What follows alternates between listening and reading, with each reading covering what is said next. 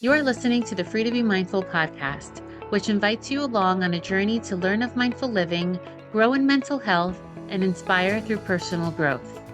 In a world where we can often feel much stress and overwhelm, this podcast provides bite-sized tips and real talk conversations, empowering you to embrace mindfulness and nurture your full potential. I'm your host, Vanessa de Jesus Guzman, licensed therapist, retired educator, entrepreneur, and mom of two. I'm passionate about helping busy moms reduce the overwhelm and to live life intentionally without losing their, well, here we go. Hello and welcome to the Free to Be Mindful podcast. I hope that you're feeling good, looking good, and doing better in this world than you were yesterday. One of what I consider privileges that I have to be a podcast host is to interview people and hear their amazing messages. And the cherry on top is when their messages align to my message, to your message. And even if they're using different words, it's still speaking the same message, even if it's a different language, so to speak. And that is exactly what I found in our guest today, who goes by the name of Becca Powers.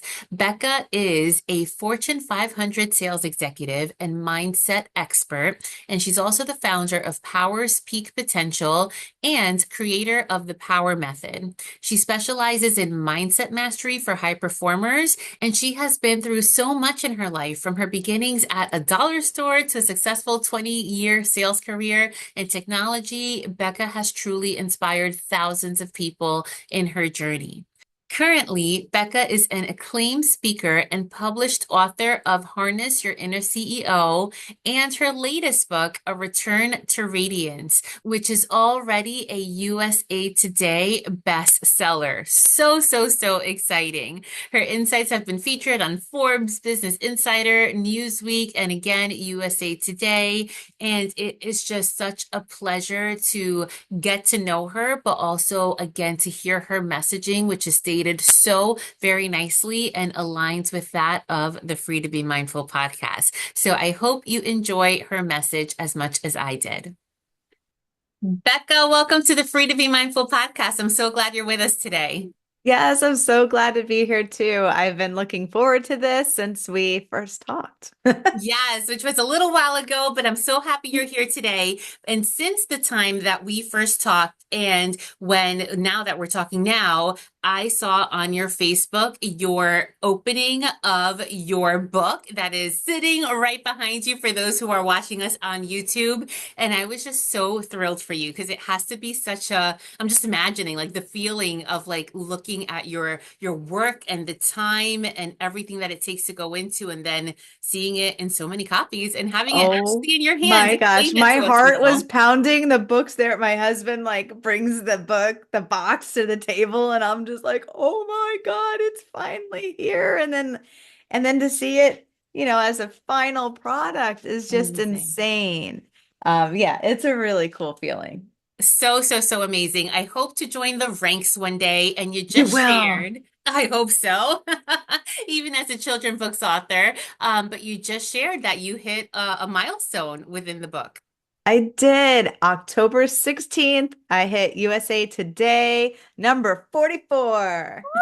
Oh, that is Woo! amazing. Congratulations. Thank you. So good. So we haven't even said what the book is on, what the book is called, what you do. So I'm going to allow you to reintroduce yourself. Let us know anything that you'd like us to know and a little fun fact.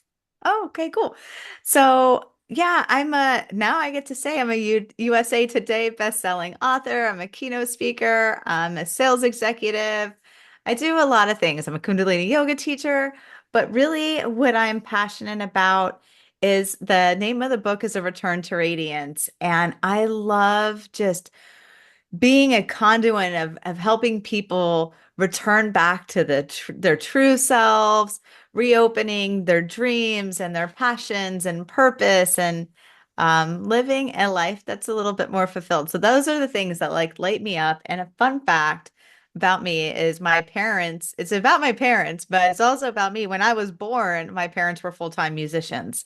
So Yeah, and that was even kind of the inspiration for the book because I grew up in seeing people in their radiance, like in their full potential, expressing it, not shy about it, not reserved. There was singing and guitars and bongos and dancing and joy. And, as I got older, maybe that story, they got more committed to work and responsibilities and bills. So there's a story in the story, but I think that's just a really fun fact that my parents were full-time musicians when I was born. That is really, really cool. And did you inherit any of this musical talent? No, Okay, creativity unfortunately. went into writing. Yeah, it went into writing and speaking. I'm like, I tried, but it didn't work. That's pretty cool though. Thank you so much for sharing. And what I heard about when you said return and like almost reinvigorating. Where is it that we even lose ourselves? Like what is it that we need to return from? Because somewhere along the way it seems like we lose ourselves, that we need to get ourselves back. So talk to us a little bit more about that. Yeah, so I feel that it kind of happens on accident. Mm. And this is what I've noticed. And I would say I am speaking to all my like mid to senior level career professionals who maybe have been doing what they're doing for 10 years or more. Because I think when you first start working, it's kind of a thrill. You're trying to figure out what am I good at? What's my career going to be? And so there's like this whole other thing that happens. But then once you've been doing the thing for a while, all of a sudden it becomes like you're in the hamster wheel of it, where every day you're just waking up, you're going to work, you're feeding your kids, you're doing the laundry, you're doing the dinner, and every day is a kind of a little bit of a repeat from the day before. And all of a sudden, you might be in your mid 30s, mid 40s, mid 50s, and you're going, well, What happened? why don't I feel happy? Yeah. And so that's why I said I call it like the societal molding, which it's a prescription so that people know like can support themselves and stuff. It's not bad, but it just sometimes removes passion and purpose from our daily lives. Yes, it reminds me of the Groundhog Day, right? Like you get up, you go to sleep, you do your thing, and it's kind of like, wait, what am I doing? And when I really think about, I mean, people think that we have long lives, but I feel like it's a little blip that we get to live, that we're so fortunate and blessed with living.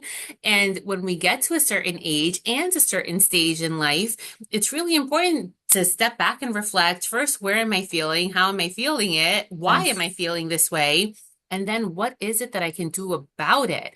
But I wonder, can we go into what is it that we can do about it if we don't understand even like how this came to be? What are your thoughts on that? So, well, my thoughts are I call it unpotential. We accidentally end up in our unpotential.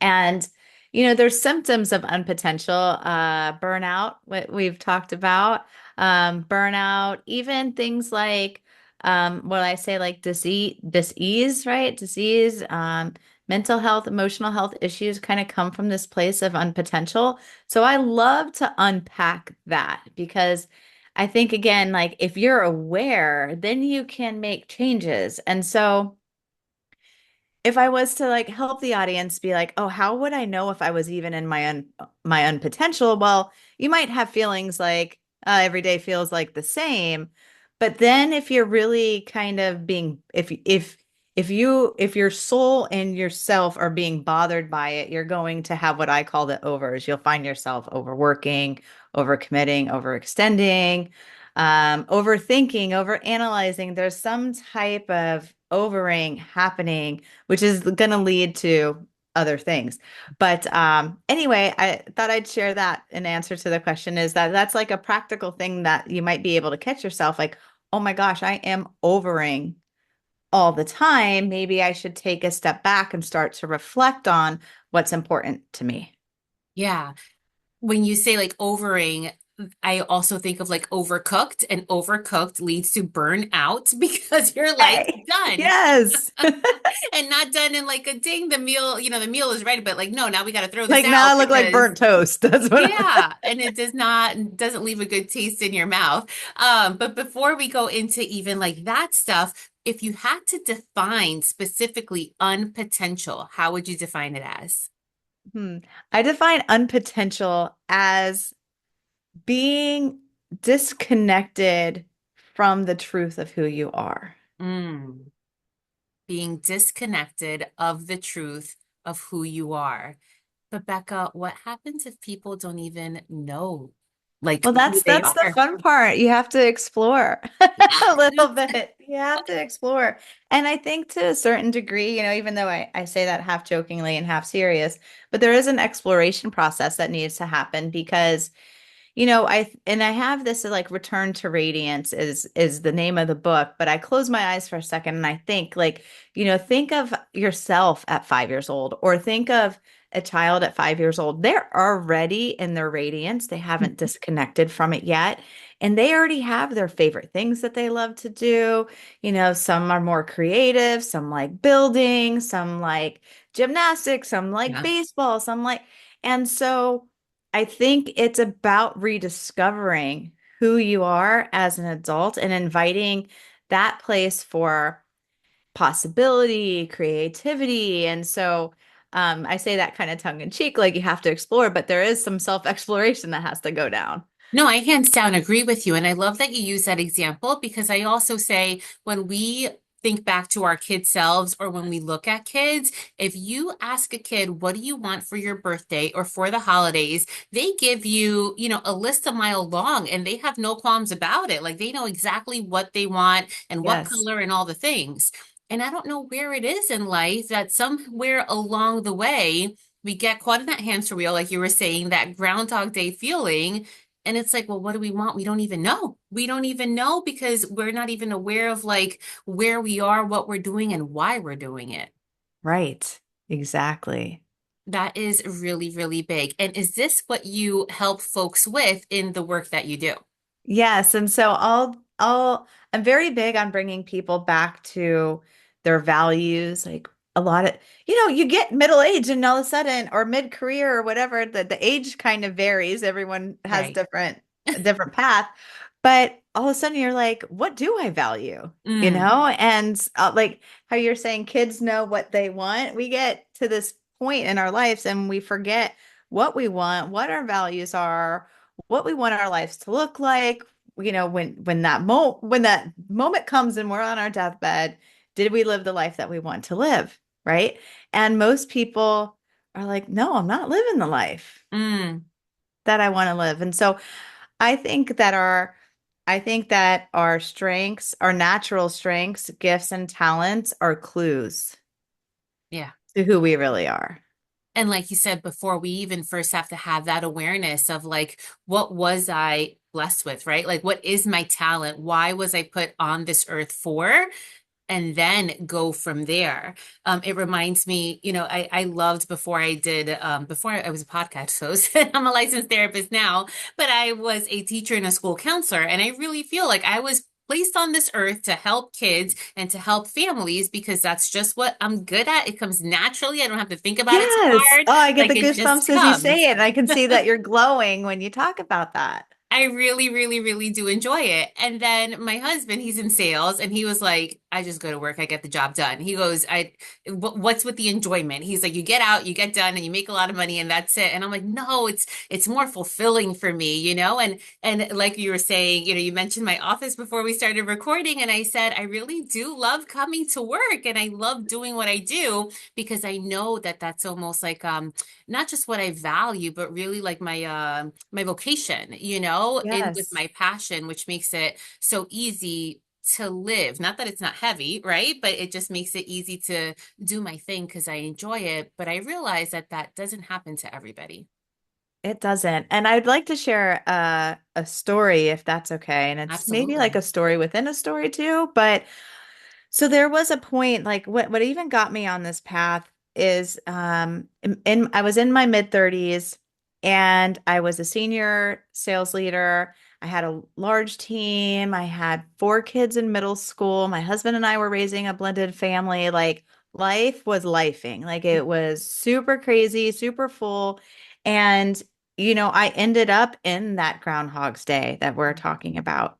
And I didn't even realize that I was overing. And once I had reflection time, right, I was able to be like, oh, there it is. But at this moment in time that I'm talking about, I was overworking, I was overstressing, I was overcommitting, overextending. I mean, I could go on and on and on. And one night after work, I emotionally collapsed to the bathroom floor. And I still I still remember this moment so vividly because on the outside, I look like I had it all together. I'm a senior Mhm. sales leader. I've got the family, I've got the house, I've got the car, I've got the six-figure job, blah, blah, blah, blah, blah. And Mhm. here I am at 10 o'clock at night lying on a bathroom floor. Mhm. Like something's wrong. Like something's massively wrong. And you know, what got me off the bathroom floor was I mean, I had nowhere else to go. So I go up. I'm like, hey, hello, God, universe. What's I happening can't, here? yeah, hello. I can't do tomorrow the same way I'm doing today. And I only know how to do tomorrow the same way I'm doing today. So I need some help. But I call it my instant miracle because what I heard was a whisper from within be like, Becca, you're the CEO of your life. Mm. And I just want to let that like sit for a second for the listeners to take that in too. If you are in a place of like maybe you're considering, am I in my own potential, in my unpotential, or am I in my potential? I don't know. And if you are like, ugh, I could be in a better place, that message, you are the CEO of your life. I mean, that was so empowering for me that it propelled me off the floor. And I swear I rose off the bathroom floor a different woman than the one that went down. And I Mhm. vowed to never let myself get there, but what got me there was not having boundaries, prioritizing everything except for myself. Um, and before I give it back to you, what I want to, how you said your vocation and stuff like that, what healed me was going back to some of these things that I did as a kid that were natural. I was always a writer. When I was 5 years old, I'm writing like little poem, like for a 5 year old, like little poems, little short stories. I don't even know. I'm like barely able to write, 5, 6, 7, but like that was my thing. And then I would set up my stuffed animals and I would deliver to them the thing that I wrote. And so it didn't dawn on me until I was in my healing process that, oh my God, I just returned back to the thing Right. that I did since I can first remember me doing. Hmm. And so, anyway, I'll give that back to you, but that's kind of, again, like the premise of what I'm talking about. It's already there. You already knew. I already knew. Yeah, you just had to tap into what was there. And I love the way you put, well, you're the CEO of your own life, because so many of us, if we're not CEOs, I mean, the term itself is just so fancy. And I think right away of like HBO Succession, Oh, like yeah, like big suits. right, business suits, like high powered, high stress, in a high rise with all glass windows and like sitting around a conference table. And while CEOs might sit around that conference table, but we do sit around even our own kitchen tables and we make decisions for our families, for our kids in our workplaces. But we forget like there's still this thing called life that we have power within ourselves to Yes. navigate the way that we choose, albeit sometimes there are a lot of challenges that we have to navigate through. But when you almost like take the rein in your own hands, what direction are you going to choose? Yeah, I love how you articulated that because that's exactly how I felt. I felt like I have the reins. Yeah. Like this is so empowering. I have no idea what I'm going to do tomorrow, but I know that I have them. And Yeah. that was like the first step. I love that. And in there, I mean, I don't love that you had that moment, but maybe I do Yeah. because you're Oh, now it where you're propelled. supposed I to am so be. grateful for that moment now. I'm like, thank Yes. you. Thank And you. thank you for being vulnerable and sharing it. And you said in there, blended family, 4 kids with this overworked and over everything, right? Like with this job, but then 4 kids and True blended story. family and everything that has taken to even get there. I mean, give us some light as far as how did you manage that and make it successful? Well, I think that if I'm being honest, I did a really poor job up to the bathroom floor.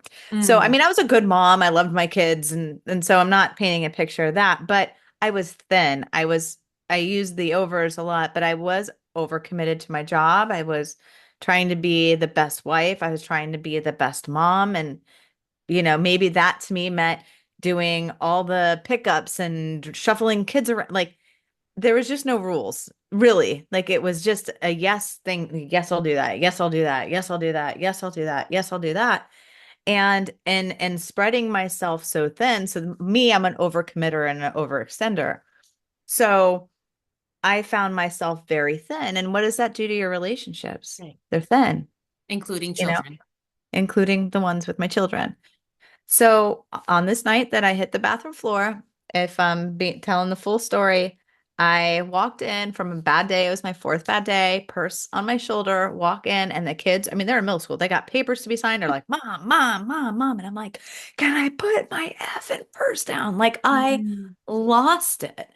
And it was a moment in time that I remember seeing their demeanor change. Like time slowed down for me, and I'm so Yeah. thankful that it did because I saw them, even if they were coming at me, they were still coming at me with a little bit of happiness. That I walked through the door and like my anger just changed them. Like they curled in, Shut like them down.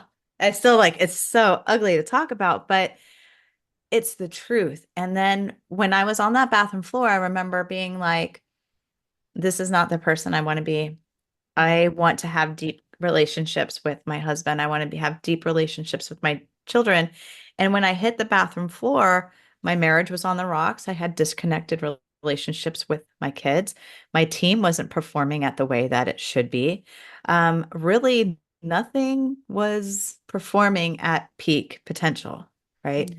And so that was a really hard pill to swallow. And so, in figure in readjusting my life to be the life that I wanted it to be, it required boundaries. It required saying no to things. It required kind of the things that I'm talking about, Yeah. exploration. What is important to me? What do I value?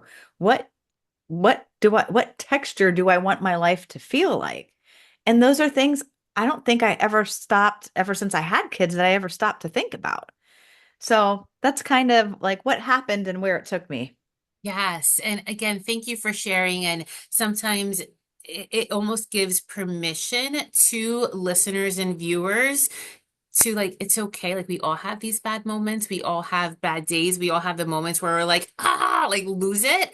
Yeah. And hopefully that jolts us into being intentional with our Yes. lives so that we have that awareness that we talked about, that curiosity of like, where am I going to go with this? Like, is this where I want to be? And then hopefully the action, taking the action and being that CEO to make those decisions that we want to make. And I love the way that you say things because our messaging is so aligned, except we use different words.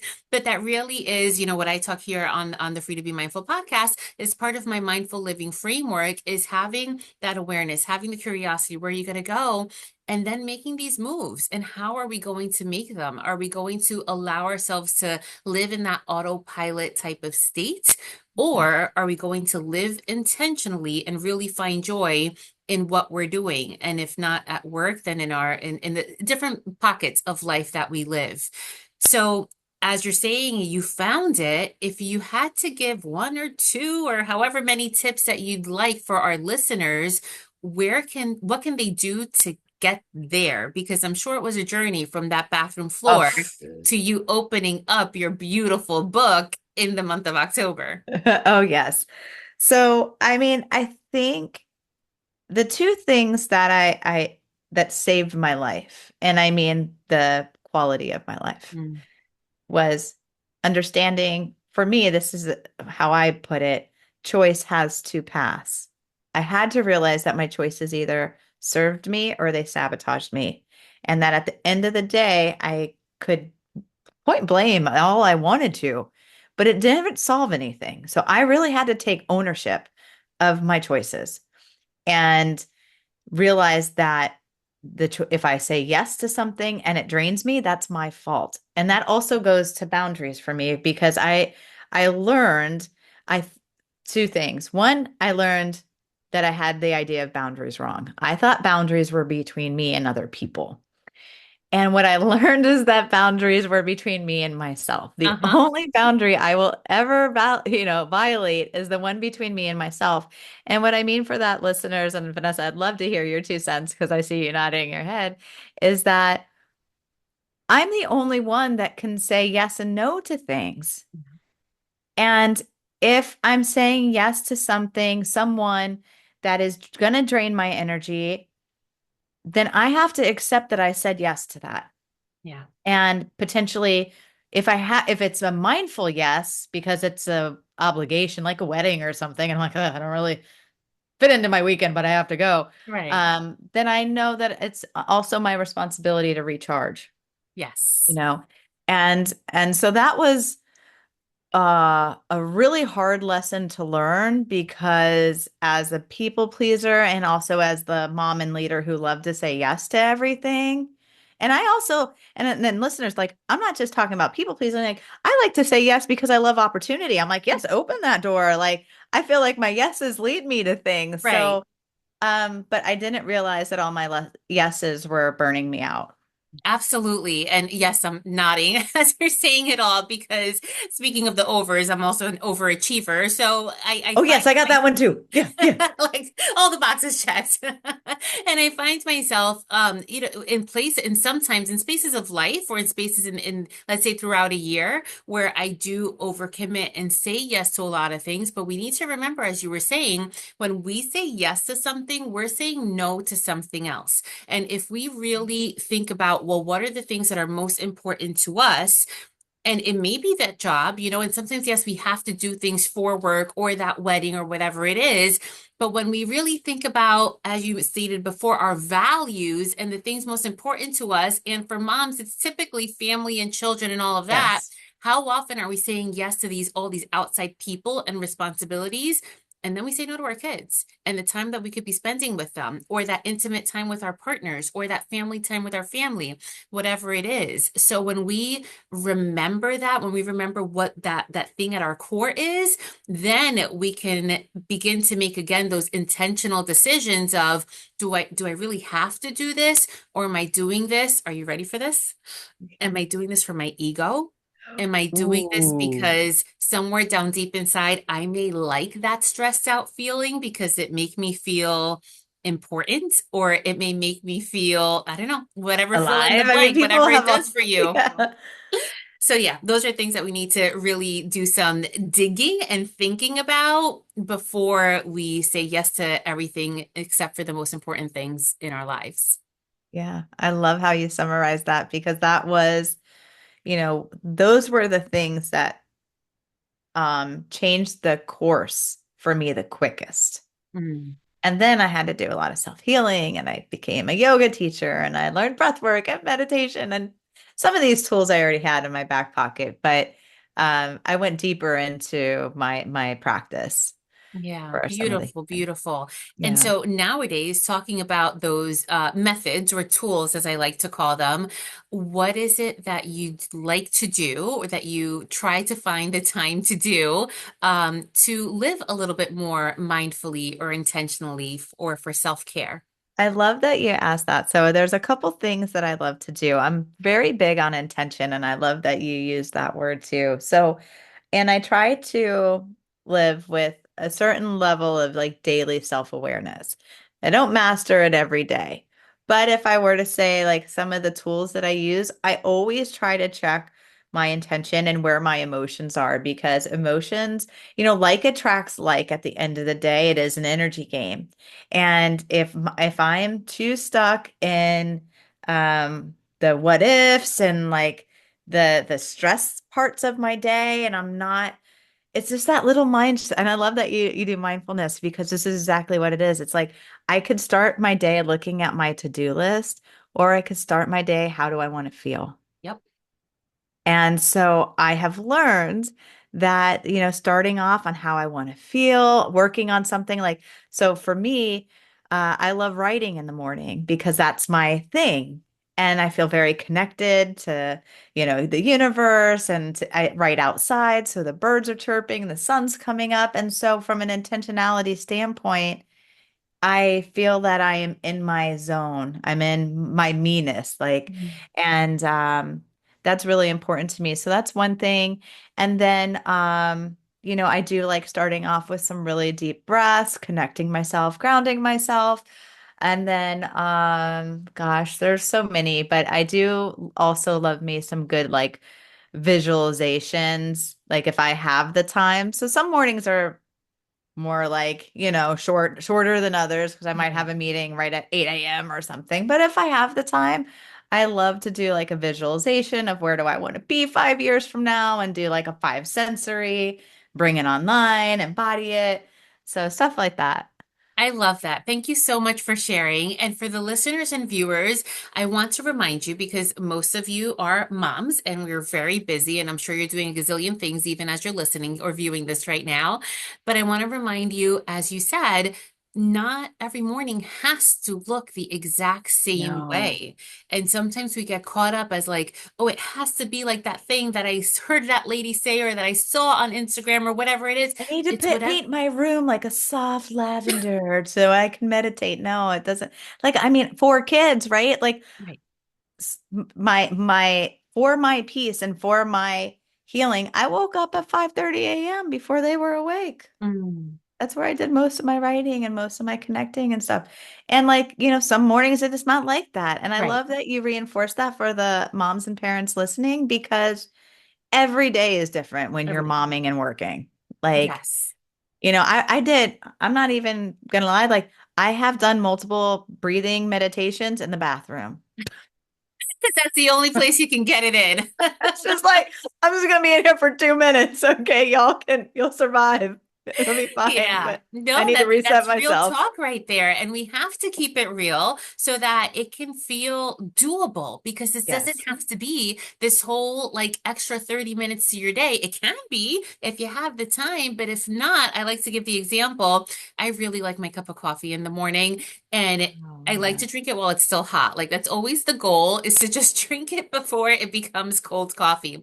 But I also now like I have my Breville machine and I make it at home and I grind the beans. And it's like that whole process. It takes maybe like 5 minutes tops, but that whole process of being really intentional, really being aware of like where I am. And if I take one sip while it's still hot and the froth is going, I'm like, all right, achieved the goal for today. Let's go, even if it's in a to-go cup. So things can look different, things can feel different as long as you're doing whatever it is that finds you joy, but you have to be aware of what that thing is to even begin with. Yeah, I love that.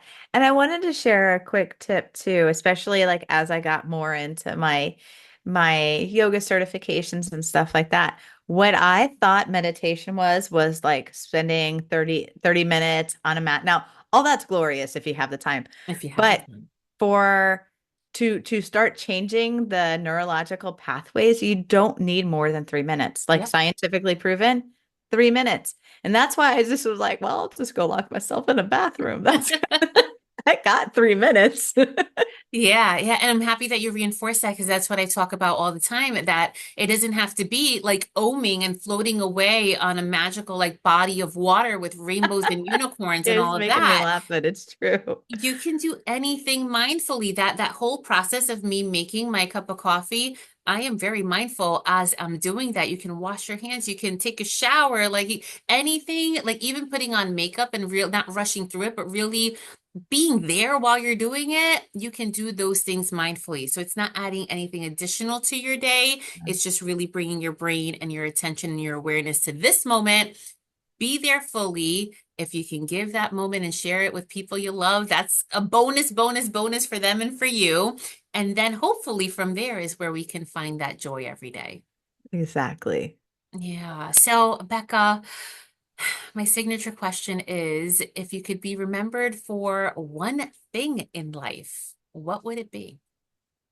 It would be for making a positive impact in the Mhm. world, like helping people return to their radiance. That's the phrase that I'm putting, but just reigniting that dream inside. Like I want to be remembered for helping people reconnect with passion and purpose. I love that. And I hope that we have to read your book in order to help us get there. So I wanted to give you that space of where can we find your book? Where can we Aw, find you so that it gives us a head start on all of this thank you. And journey? if you're moms and you want to listen to it, I do have it on audiobook too. Oh, I love Just it. yeah, just saying that if you don't have time to read, you can listen. Straight up my But alley. beccapowers.com has the links to everything, but the book can be found at any major retailer, Amazon, Barnes and Noble, Books a Million, all that stuff. And then my social media handles are Becca Powers 1313, LinkedIn, Instagram, Facebook. Perfect. We will share all of that in the show notes. And I believe we have a free ebook as well that we can find on there. Yes, it is on the homepage. It's called the High Performer's Path. As Vanessa was saying, she has the overachiever in her blood. I have it in my blood. So I always like to talk to the high performer. I'm like, here is your path to more, harmony and happiness. So Awesome. We will make sure that all those links are there. And Becca, thank you for your time, for your energy, and for all the good that you're putting out there in the world. I'm so thrilled for you. thank you so much for having me. It was an awesome conversation.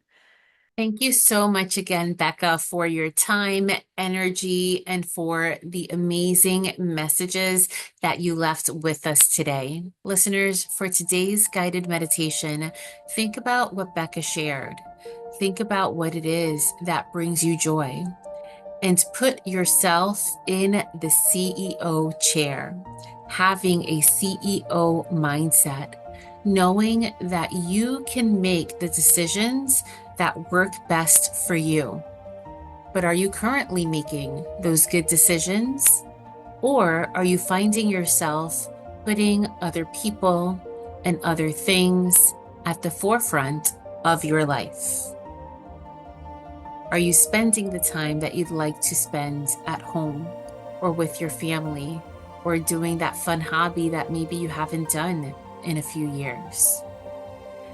What is it that you can implement in order for you to have that space of perhaps creativity, that space filled with love, maybe that space of peace that again reduces the overwhelm, that brings you joy, and that helps you live life intentionally? As always, it is my pleasure to share space with you. And friends, remember that in a world where you are free to be anything that you want to be, you are always free to be mindful. Catch you next time.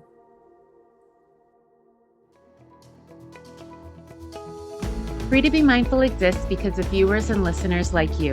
If you're enjoying the podcast or felt this week's show resonated with you, please take a moment to leave a rate and review on the platform where you catch your favorite shows. That quick and easy act allows me to see what you're enjoying so I can deliver more personalized content that focuses on learning, growing, and inspiring. It also helps others find the podcast too. Don't forget to subscribe so you can listen along next week. And if you can do me the favor and share this podcast on social or with a friend who may benefit from the message shared today, that would be truly appreciated. In the meantime, I welcome you to follow me on social media across all platforms at Counselor V. De Jesus for more fun content. And remember, my friends, in a world where you are free to be anything that you want to be, you are always free to be mindful. Catch you next week.